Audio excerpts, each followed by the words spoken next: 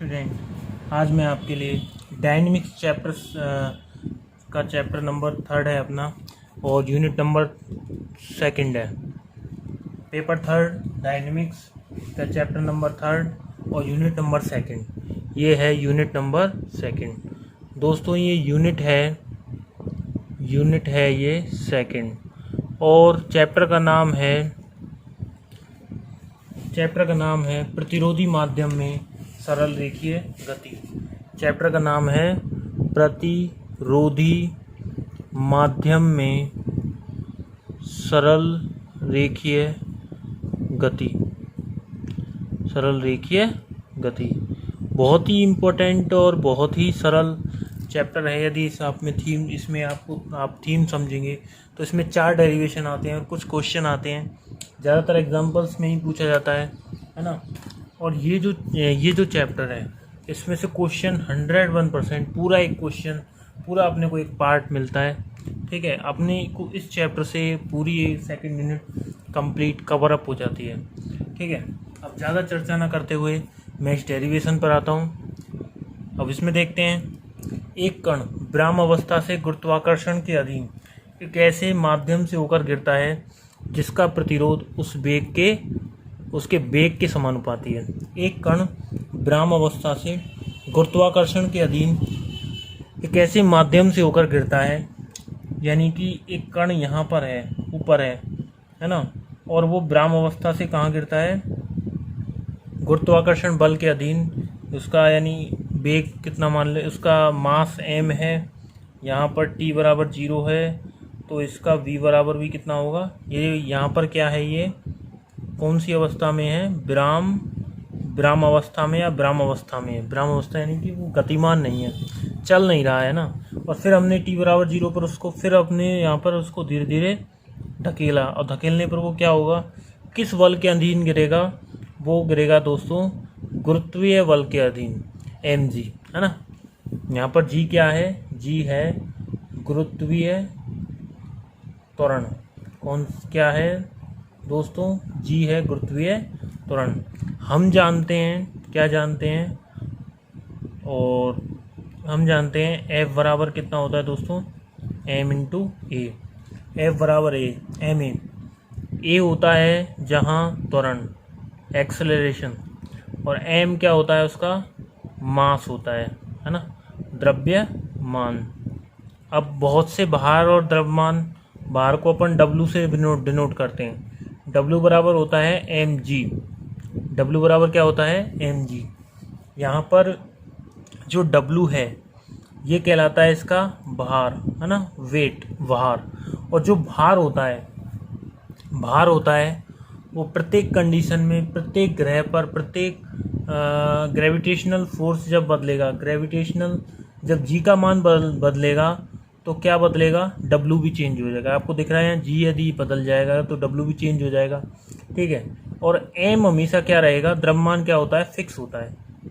ठीक है, जैसे अपन चंद्रमा पर चले जाएं, यहाँ अपना वजन 70 किलो है, और हम चंद्रमा पर चले जाएं तो हमारा वजन डेफिनेटली कम हो जाएगा, क्योंकि वहाँ g का मान क्या है? यहाँ के g के मान से कम है। ये फिजिक्स का टॉपिक है एक्चुअली। ठीक है, तो यहाँ पर भार क्या होता है? भार क्या होता है? एक बल होता है ma। यहाँ g क्या होता है? त्वरण। तो ये गुरुत्वीय त्वरण है ना। तो हमारा काम ये नहीं है, हमारा काम ये है कि एक m द्रव्यमान का एक कण जो t बराबर 0 पर विराम अवस्था, यानी कि क्या है, उसका वेलोसिटी क्या है? उसमें 0 है। ये आप सब जानते होंगे कि विस्थापन होता है 2 बिंदुओं के मध्य की दूरी, या फिर जैसे ये पेन चल रहा है, ये कहाँ से चला? यहाँ देखो, ये पेन यहाँ से चला, अब चल नहीं रहा है ना, यहाँ से चला और यहाँ तक पहुँच गया, तो इतनी जो डिस्प्लेसमेंट है ना, ये वाला क्या है? इसका डिस्प्लेसमेंट। और ये सदिश राशि होती है, यानी कि इसकी दिशा क्या है? इधर से इधर है, इधर से इधर नहीं, इधर से इधर है। ठीक है, और विस्थापन में परिवर्तन की दर क्या होता है दोस्तों? वेग होता है, और वेग में परिवर्तन की दर क्या होती है? त्वरण होती है। नॉर्मल सी बात है। और mg की जो डायरेक्शन होती है, ये भी बल है mg, है ना, m × a की जगह g। तो mg क्या है? जो mg की डायरेक्शन है वो कहाँ होगी? हमेशा नीचे की तरफ होगी, गुरुत्वीय त्वरण की। ठीक है, अच्छा, तो इसके बाद मैं देखता हूँ, एक है प्रतिरोधी बल। कौन सा बल? प्रतिरोधी बल। बल, एक है प्रतिरोधी बल। प्रतिरोधी बल क्या होता है? प्रतिरोधी बल वह बल होता है जो गति का विरोध करता है।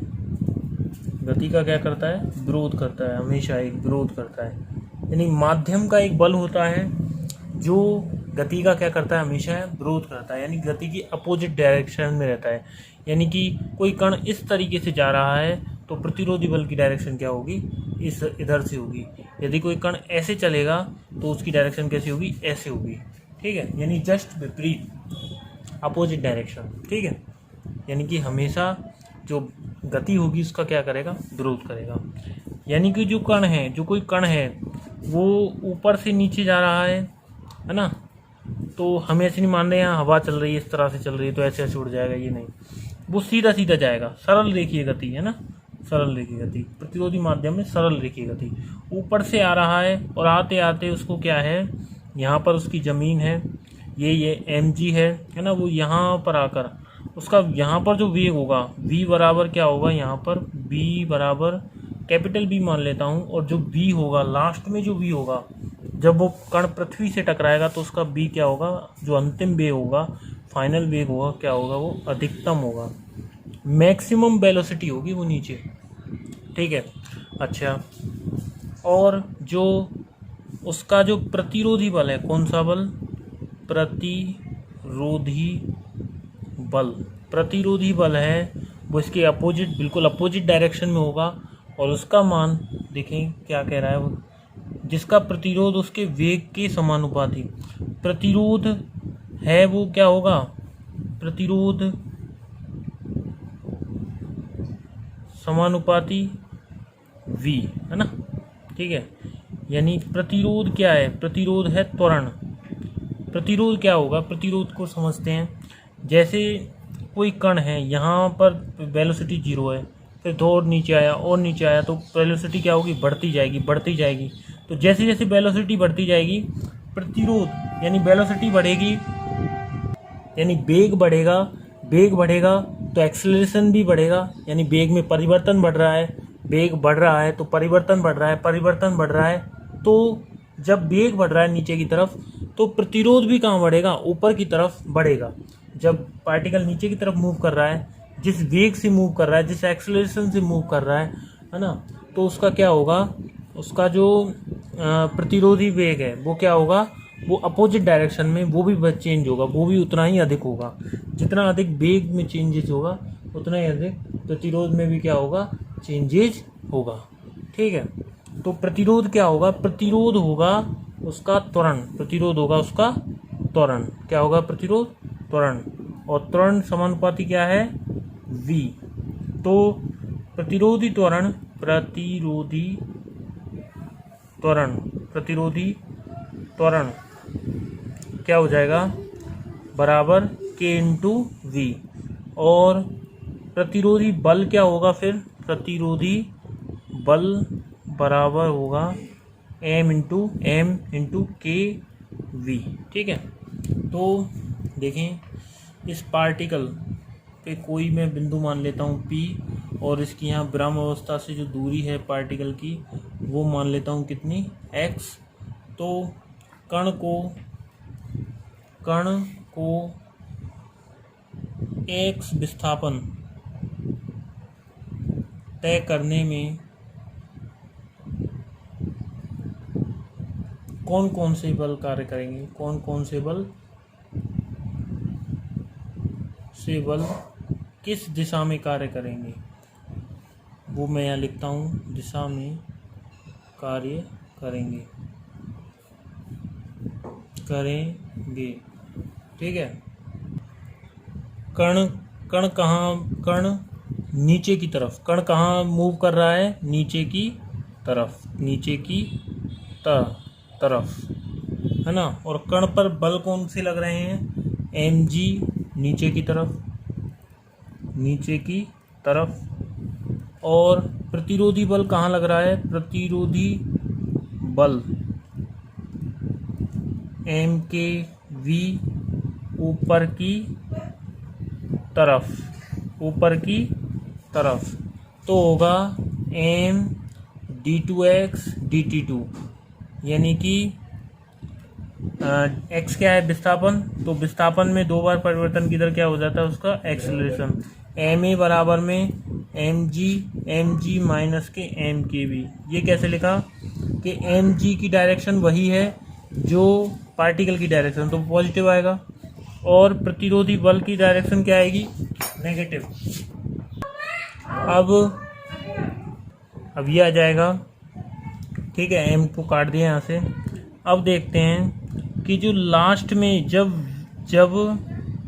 अंतिम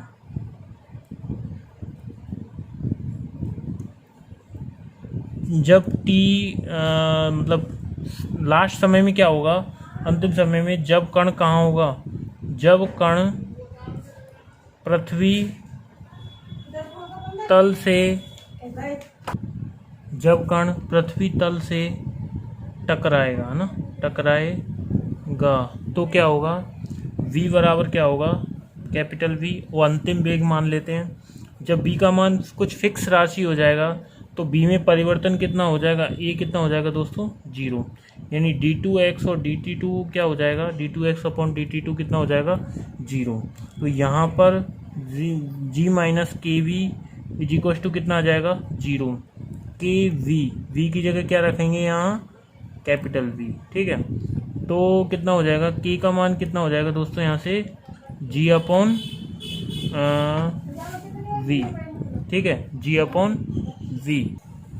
अब यहाँ पर हम लिखेंगे इस k का मान हम यहाँ पर उतार देते हैं, इस d2x dt2 को लिख देते हैं dv upon dt is equal to g minus k की जगह लिखते हैं g upon capital V into small v, फिर लिखते हैं dv upon dt is equal to plus की g upon capital V is equal to g, ठीक है। अब यह एक क्या है, यह एक रैखिक अवकल समीकरण है, लीनियर डिफरेंशियल इक्वेशन है, यह एक रैखिक अवकल समीकरण है, LDE है, यह क्या है एक LDE है ना, लीनियर डिफरेंशियल इक्वेशन है, किसमें चर v और t में, ठीक है।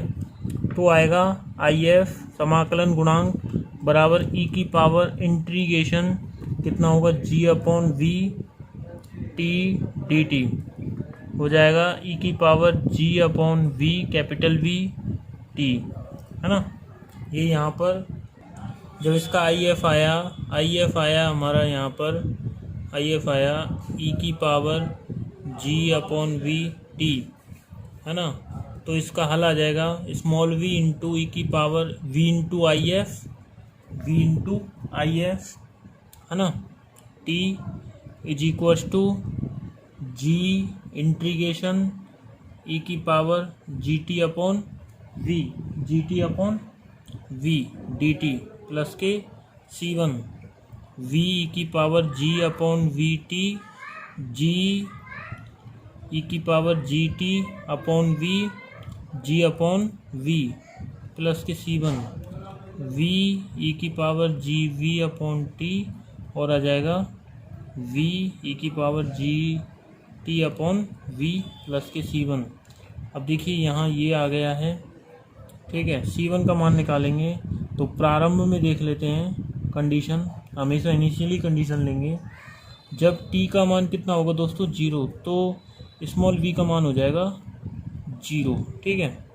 तो यहाँ पर c का मान आ जाएगा, c1 का मान आ जाएगा minus K v capital V, ठीक है। अच्छा, फिर हम यहाँ पर लिखेंगे v ई की power g t upon v capital V e की पावर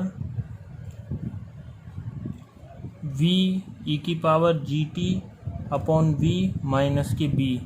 फिर यहाँ पर लिखेंगे v ई की power g t upon v minus 1 बराबर v ई की power g t upon v के small v is equal to v 1 minus e की पावर माइनस के जी टी अपॉन v, ठीक है। ये अपना यहाँ पर आ जाएगा v का मान। फिर अपन यहाँ पर लिख देते हैं, ठीक है। यह जो समीकरण है, यह समीकरण स्मॉल v और t में क्या है, समीकरण को दर्शाता है। इसके बाद हम v बराबर लिख देते हैं dx अपॉन dt, ठीक है। v आगे फिर अपन किस में निकाल देंगे, x और t में रिलेशन, gt अपॉन v, ठीक है। dx बराबर में v minus K v e की पावर माइनस के gt अपॉन v, और टोटल का हम कर देंगे integration respect t plus K c2, x is equals to v t minus K v है ना, इसका आ जाएगा माइनस के g अपॉन v ई की पावर माइनस के gt upon v plus K c2, ठीक है। फिर हम इनिशियल कंडीशन देखते हैं, जब t बराबर 0 होगा तो क्या होगा, t का मान 0 होगा तो देखिए दोस्तों क्या होगा, t का मान 0 होगा तो डिस्प्लेसमेंट भी कितना होगा, 0 ही होगा। तो यहाँ से देख लेते हैं अपन, t का मान 0, तो यहाँ t का मान रखेंगे, x का मान 0, 0 बराबर 0, ये भी 0 माइनस के, पहले इसको भी थोड़ा सा सॉल्व करके लिख देते हैं। देखिए एक बार x बराबर कितना आ जाएगा, x का मान आ जाएगा यहाँ पर vt प्लस के, ये आ जाएगा अपना कितना, यहाँ पर एक छोटी सी गलती हो गई, मिस्टेक, देखिए क्या, ये आएगा माइनस के g अपॉन कैपिटल V, ये अपॉन में आएगा ना, इंटीग्रेशन हुआ है तो आएगा v² अपॉन g, और e की पावर माइनस के gt upon v plus K c2। अब यहाँ पर लगा देते हैं, यदि t का मान 0 होगा तो x का मान भी कितना होगा, 0, तो 0 बराबर ये भी 0 और e की पावर 0 यानी कि कितना 1 और plus K v² upon g plus K c2 implies that c2 का मान आ जाएगा minus K v² upon g, ठीक है। c2 का मान हमने यहाँ पर निकाल लिया, c2 का मान हम इधर ही रख देंगे, x is equals to V T plus K v² upon G, E की पावर माइनस के gt upon v minus K v² upon जी, v² अपॉन जी को कॉमन ले लेते हैं, ई की पावर माइनस के gt upon v minus 1 plus की v t is equals to x. यह जो समीकरण है वो x और t में क्या करती है, संबंध को प्रदर्शित करती है, ठीक है। अब यहाँ तक हमारे पास दो रिलेशन है, एक तो ये वाला और एक ये वाला। अब जो तीसरा जो रिलेशन है, देखिए एक तो आया v और t में, एक आया x और t में। अब जो हम संबंध निकालना चाहते हैं वो x और v में, यानी विस्थापन और वेग में। जिस क्वेश्चन में जिस रिलेशन की या संबंध की ज़रूरत पड़ेगी उसको हम वहाँ पर निकाल लेंगे, ठीक है ना, याद नहीं करेंगे, निकाल लेंगे, ठीक है। अब हम क्या करते हैं, जो समीकरण 1 था हमारा, समीकरण 1 यानी कि जो शुरू में जो कंडीशन थी वो क्या थी, d2x upon dt2 is equal to g minus K v, ये वाली कंडीशन थी, ठीक है। अब इसमें क्या था, ये हमारा लिखा था हमने, इसको मैं क्या लिख सकता हूँ, v dv upon dx, v dv upon dx, ठीक है, is equal to g minus K का मान मैंने कितना निकाला था, k का मान निकाला था g अपॉन कैपिटल v, तो g upon capital v into small v, v dv upon dx, या फिर इसको लिख सकते हैं फिर g upon capital v, g upon capital v minus small v, फिर b और dv, small v dv is equal to v minus capital v g v dx। अब इसका समाकलन करेंगे, समाकलन करने से पहले क्या करेंगे कि ये v है स्मॉल, तो इसमें क्या करेंगे कि अपन एक काम करते हैं कि v को जोड़ देते हैं, ठीक है, और v को घटा देते हैं, ठीक है। कैपिटल v जोड़ दिया, कैपिटल v हमने घटा दिया, बराबर में g upon v dx plus की c3। अब देखिए क्या करेंगे यहाँ पर हम सरल करने के लिए करते हैं, एक तो माइनस का भी और एक प्लस के भी, इसको एक साथ लिखते हैं तो आएगा v upon v minus small v, और मैंने लिखा माइनस का, इन दोनों को लिख देता हूँ। क्या लिखूँगा? माइनस का v माइनस कैपिटल V और v माइनस स्मॉल v, ठीक है, dv। तो यहाँ से कट जाएगा, ये 1 आ जाएगा माइनस का g upon B X plus की c3। अब देखिए इसको इधर ही सॉल्व करते हैं, क्या आएगा?